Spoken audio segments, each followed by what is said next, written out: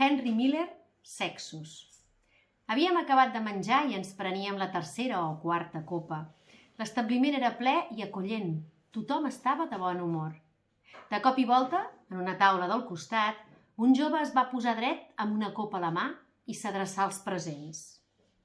No estava pas borratxo, sinó simplement en un agradable estat eufòric, com diria el doctor Kronsky.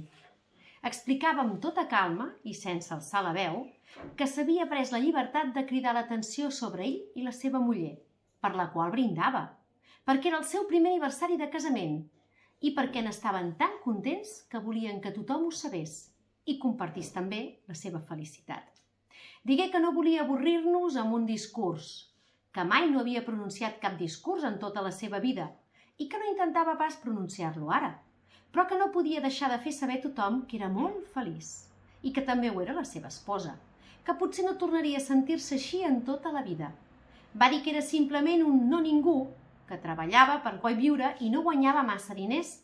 Ningú no guanyava ja massa de diners, però el que sabia era que se sentia feliç, i era feliç perquè havia trobat la dona que estimava. I continuava estimant-la tant com sempre, per bé que ja feia tot un any que eren casats, i en aquell moment somrigué. Va dir que no s'avergonyia de confessar-ho davant el món sencer. Va dir que no podia deixar de contar-nos tot això, malgrat que ens avorrís, perquè quan ets molt feliç vols que els altres comparteixin la teva felicitat.